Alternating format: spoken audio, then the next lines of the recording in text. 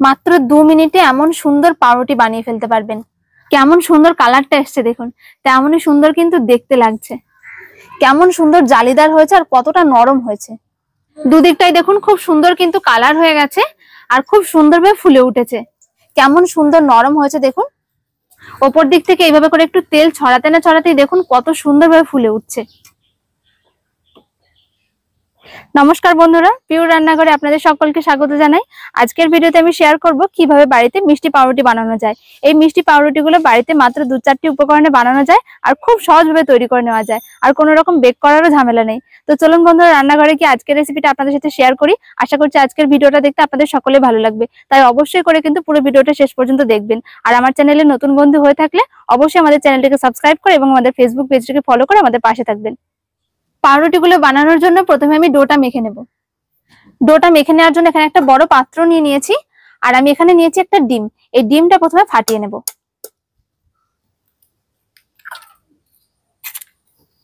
এর সাথে আমি দিয়ে দিচ্ছি 1 বাটি দুধ।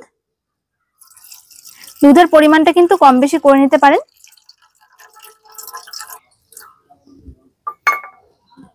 এর সাথে দিচ্ছি 3 চামচ চিনি আর 1 চামচ দিয়ে দিচ্ছি ড্রাই ইস্ট। এটা কিন্তু অবশ্যই করে একটুখানি যখন দুধ বা জল যাই দিয়ে করেন না কেন, একটুখানি হালকা যেন গরম থাকে সেটা। এবারে সবকিছু আমি খুব ভালো করে একটু মিশিয়ে নেব।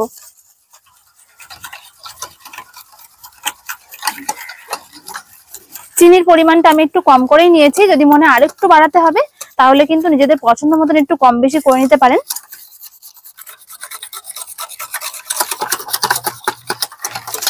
সবকিছু খুব ভালো করে ফেটিয়ে নিয়েছি। আর এখানে আমি শুকনো ময়দা নিয়েছি। ময়দাটার কিন্তু কোনো মাপ নেই, অল্প অল্প করে দিতে হবে আর মাখতে হবে।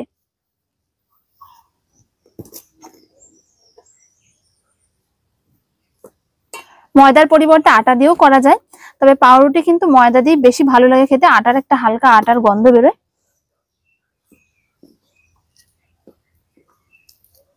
প্রথমে খুব বেশি কিন্তু ময়দা দিয়ে দেওয়া যাবে না, অল্প অল্প করে দিতে হবে আর মাখতে হবে, তাহলেই মাপটা ঠিকঠাক বুঝতে পারবেন।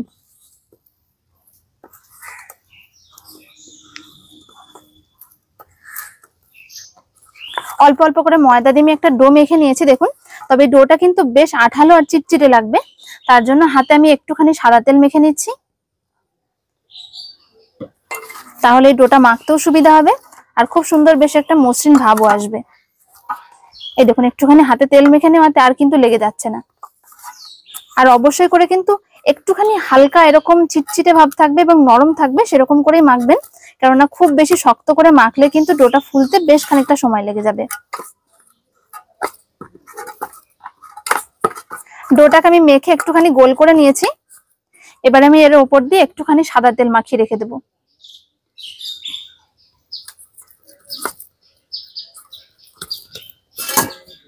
পুরোপুরি আধ ঘন্টার জন্য আমি ঢেকে রেখে দিচ্ছি। ডোটাকে আমি আধ ঘন্টার জন্য ঢেকে রেখে দিয়েছি। এইভাবে যদি একটু ঢেকে রাখা হয় তাহলে দেখবেন খুব তাড়াতাড়ি কিন্তু ডোটা ফুলে যাবে। আর চেষ্টা করবেন কোনো গরম জায়গায় রাখার, তাহলে কিন্তু আরো তাড়াতাড়ি ফুলে যাবে। আর যদি পারেন তো তার উপরে একটুখানি মোটা কিছু চাপা দিয়ে রাখবেন, তাহলে দেখবেন কাজটা আরো তাড়াতাড়ি হয়ে যাবে। পুরোপুরি আধ ঘন্টার জন্য ডোটাকে আমি রেস্টে রেখে দিয়েছিলাম। তো চলুন এবার পাউরুটি গুলো বানিয়ে নিই। এতক্ষণে নিশ্চয়ই ডোটা ফুলে গেছে। আধ ঘন্টা মতন আমি ডোটাকে ঢেকে রেখেছিলাম, আর দেখুন কেমন সুন্দর ফুলে গেছে, একদম ফুলে পুরো ডবল হয়ে গেছে। এর থেকে হাওয়াটা বের করে নিতে হবে। মাখার সময় যদি লেগে যায় হাতে, তাহলে হাতে একটু তেল মেখে নিলেই কিন্তু হবে। এই দেখুন নিচে কেমন সুন্দর জালি হয়েছে।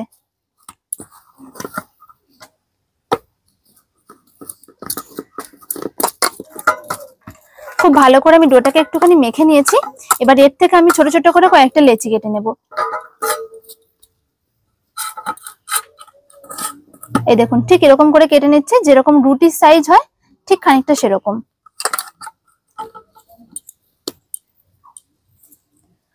চাইলে একটুখানি ছোট ছোট করেও কিন্তু করে নিতে পারবেন। ডোটা থেকে মোট 6টা লেচি আমি কেটে নিয়েছি। এবার এই লেচিগুলোকে একটুখানি এইভাবে সমান করে নিতে হবে টেনে টেনে।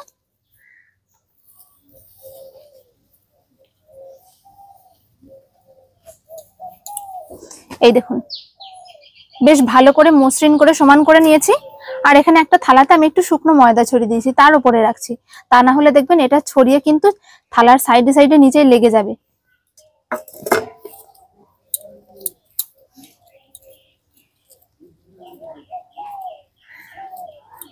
সবগুলো ময়দার লেচিকে ঠিক এরকম ভাবে মসৃণ করে সমান করে নেব।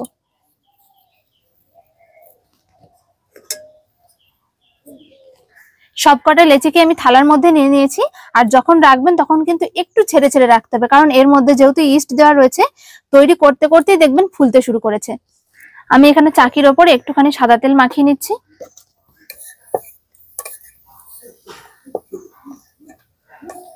তেল মাখিয়ে নিয়ে চাকির ওপরে একটা লেচি নিয়ে নিলাম।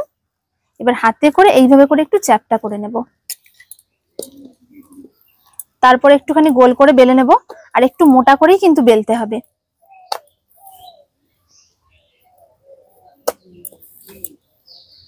দেখুন আমি হালকা একটুখানি বেলে নিয়েছি, আর হাতে করে চার সাইড গুলো এইরকম ভাবে একটুখানি ঠেলে ঠেলে সমান করে দিতে হবে।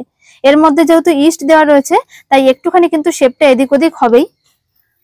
এর উপর দিয়ে আমি কিছুটা সাদা তিল দিয়ে দিচ্ছি। এতে করে যেমন দেখতেও ভালো লাগে, তেমন কিন্তু খেতেও ভালো লাগে। তিলটাকে এইভাবে করে হাতে করে একটুখানি বসিয়ে দিতে হবে।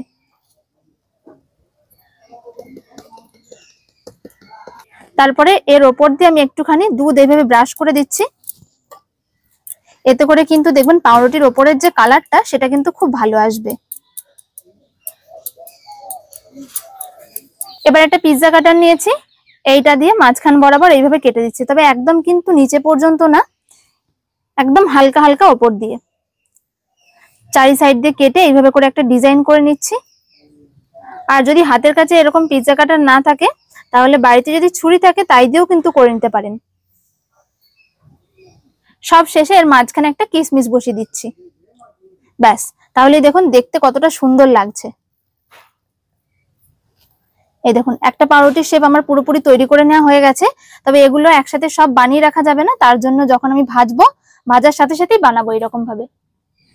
আজকের এই পাউরুটিগুলো কিন্তু বানানো খুবই সহজ, কোনো বেক করার ঝামেলা নেই। একটা কড়াই বসিয়ে দিয়েছি, কড়াই কিছুটা তেল দিয়ে মিডিয়াম করে গরম করে নেব। তেলটা একটু বেশি করে দিতে হবে, যাতে ডুবো তেলে ভাজা যায়। তেলটাকে মাঝারি করে গরম করে নিয়েছি, খুব বেশি গরম করা যাবে না। এবারে একটা রুটি আমি এর মধ্যে দিয়ে দেব।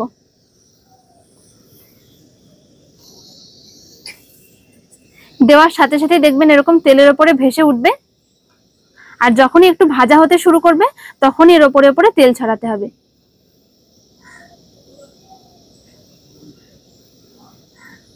শুধু আঁচটাকে খুব বেশি বাড়ানো যাবে না। তেলটাকে আমি মিডিয়ামে রেখে আস্তে আস্তে করে ওপরে ওপরে তেল ছড়াচ্ছি। আর দেখুন কেমন সুন্দর ফুলে উঠছে।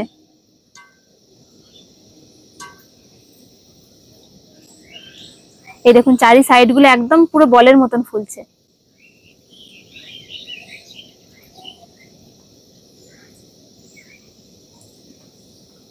এই সময় যদি গ্যাসের আঁচটা বাড়িয়ে দেন, দেখবেন খুব তাড়াতাড়ি পুড়ে যাবে, তবে এরকম ভাবে আর ফুলবে না।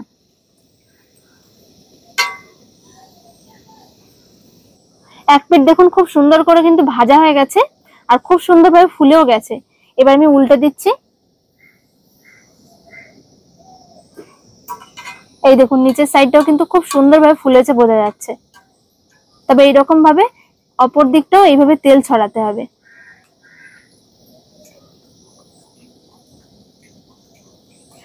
এই পিঠটা দেখুন তেল ছড়িয়ে ছড়িয়ে ভাজার জন্য খুব সুন্দরভাবে কিন্তু একটা কালার এসছে।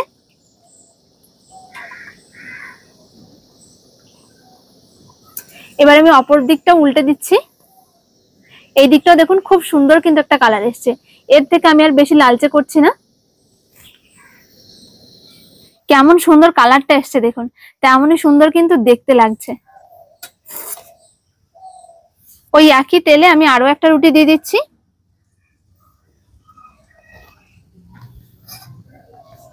ওপর দিক থেকে এইভাবে করে একটু তেল ছড়াতে না ছড়াতেই দেখুন কত সুন্দরভাবে ফুলে উঠছে।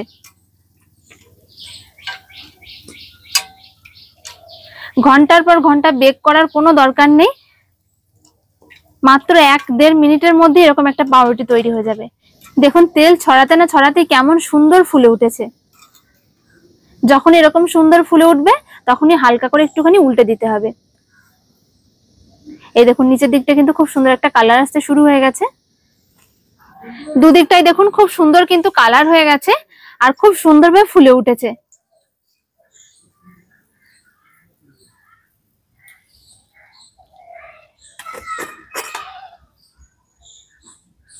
আরো একটা রুটি আমি বানিয়ে দেখাচ্ছি। দেখুন লেচিগুলোকে এইরকম ভাবে যদি একটুখানি করে রাখা হয় তাহলে দেখবেন এরকমই বলের মতন ফুলে উঠবে আস্তে আস্তে। হাওয়াটা প্রথমে এইভাবে করে একটুখানি বের করে নিচ্ছি, তারপরে হালকা হাতে একটু বেলে নেব। আর যেমন একটু মোটা করে বেলবেন তেমনই দেখবেন রুটিগুলো কিন্তু মোটা মোটা হবে। এর উপর দিয়ে দিচ্ছি সাদা তিল।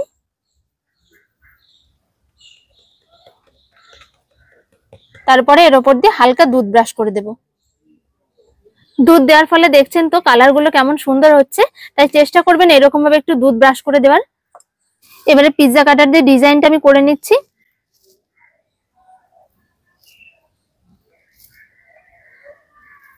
এবারে মাঝখানে কিশমিশটা দিয়ে দেব। এই দেখুন কত সহজে তৈরি হয়ে গেল। পাউরুটিগুলো ভাজতে খুব জোর 1 থেকে 2 মিনিট সময় লাগবে, তার বেশি কিন্তু সময় লাগবে না। তাই অযথা কিন্তু বেকিং করার কোনো ঝামেলা করার দরকার নেই। এইরকম ভাবে তেলে ভেজে নিলেই দেখবেন দারুণ সুন্দর হবে। আর তেলে ভাজছি বলে হয়তো অনেকের মনে হতে পারে যে এর মধ্যে হয়তো তেল ধরবে, কিন্তু সেটা একদমই না। এই রুটিগুলোর মধ্যে কিন্তু একটুও তেল ধরে না, কোনো রকম তেল চিটচিটে ভাবই আসবে না। সব পাউরুটিগুলো আমার ভাজা হয়ে গেছে। এবার আপনাদেরকে এই পাউরুটিগুলো একটুখানি ভেতর থেকেও দেখাবো যে কেমন সুন্দর হয়েছে। পাউরুটিগুলো দেখুন দেখতেই কতটা সুন্দর লাগছে। আর ভাজার পর দেখাচ্ছি দেখুন, এই রুটিগুলো কাউকে দেখালে কেউ ধরতেই পারবে না যেগুলো তেলে ভাজা, কোনো রকম বেক করার ঝামেলা নেই। কেমন সুন্দর নরম হয়েছে দেখুন। আর রুটিটা আমি একটুখানি এইভাবে ফাটিয়েও দেখাচ্ছি, দেখুন ভিতরটা কতটা সুন্দর হয়েছে, কেমন সুন্দর জালিদার হয়েছে আর কতটা নরম হয়েছে। মাত্র 2 মিনিটে এমন সুন্দর পাউরুটি বানিয়ে ফেলতে পারবেন। আর দেখুন পাউরুটিটার ভেতরে কিন্তু একটুও তেল লেগে নেই, কোনো রকম তেলচিটে ভাবই নেই, তবে সুন্দর কিন্তু এর মধ্যে জালিদার হয়েছে। তো বন্ধুরা আজকের ভিডিওতে আপনারা দেখলেন কত সহজে বাড়িতে মিষ্টি পাউরুটি তৈরি করে নেওয়া যায়। আর এগুলো যেহেতু খুব কম উপকরণ এবং সহজ পদ্ধতিতে বাড়িতে বানানো যায়, তাই যখন ইচ্ছা মন চাইলে কিন্তু বানিয়ে নিতে পারবেন। আর এগুলো অনেকদিন পর্যন্ত সংরক্ষণ করে রাখা যায়, চাইলে বাচ্চাদের টিফিনও দিতে পারেন, কারণ এগুলো খেতে কিন্তু খুবই ভালো লাগে। তো বন্ধুরা আশা করছি আজকের ভিডিওটা আপনাদের সকলে ভালো লেগেছে। ভালো লাগলে অবশ্যই একটা লাইক শেয়ার কমেন্ট করবেন এবং আমাদের চ্যানেলটিকে সাবস্ক্রাইব করে আমাদের পাশে থাকবেন। দেখা হচ্ছে পরের ভিডিওতে। সকলে ভালো থাকবেন, সুস্থ থাকবেন। ধন্যবাদ।